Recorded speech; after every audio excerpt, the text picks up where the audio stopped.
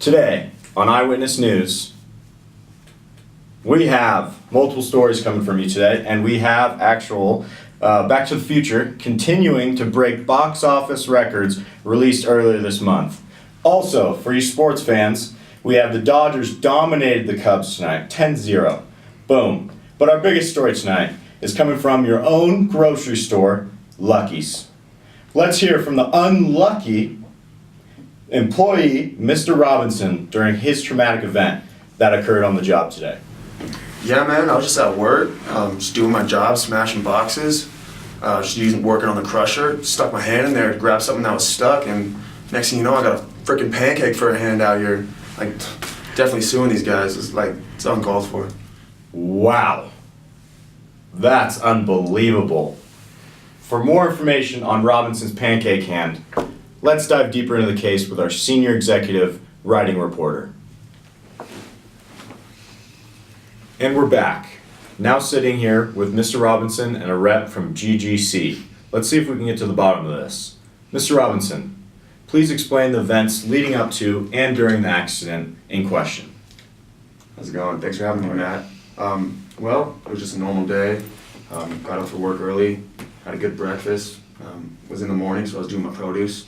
Got done with the strawberries, the blueberries, finishing up on the cherries.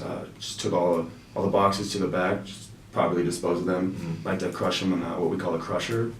And I went back there and I was just starting up, and there was something stuck in the crusher somewhere, and I knew it wasn't supposed to be in there. It wasn't working properly, so stuck my hand in there to pull it out. And when I was in there pulling it out, I kind of lost my balance. It's kind of a sticky feel around, and fell backwards, fell forwards, off balance. My hand got caught, and next thing I know, my hand was caught in the flat, was caught in the crusher. Couldn't move it, couldn't pull it out.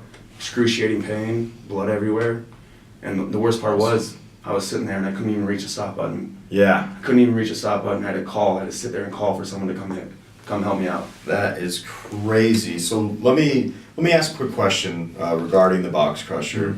Was there anything unusual with the box crusher? I mean, box crusher, we've had it for a couple of years, so it's always worked well. About 4 or 5 months ago, though, the safety screen with the hydraulic press, it got broken off. Yeah. It was actually causing more of a hazard being on there broken than it was off. So we took it off about 4 or 5 months ago, and the machine kept working.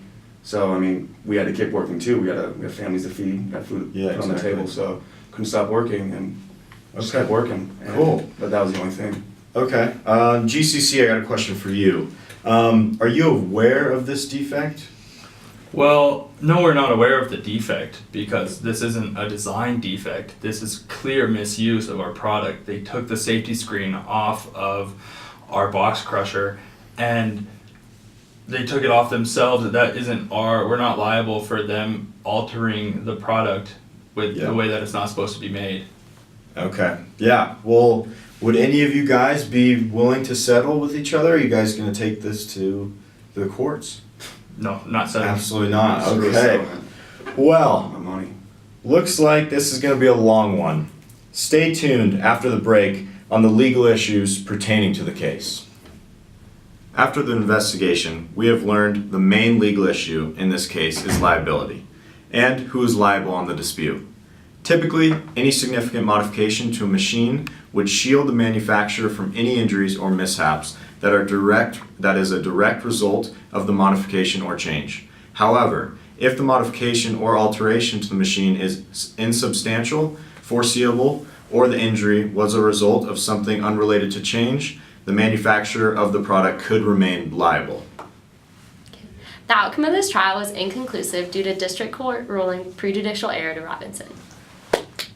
Reasons for the court's ruling include jury instruction 22A not adequately reflecting strict product liability law regarding legally sufficient warnings in light of commercial feasibility, the relevant state of the art, and the foreseeable misuse of a product. Instruction 22A informed the jury that an adequate warning will always shield manufacturers from liability, which is not a correct statement of the law. For these reasons, they remanded the case, and it has gone to district court for retrial. Thanks for tuning in to Eyewitness News. This is Naeli. This is Savannah. And that's your news.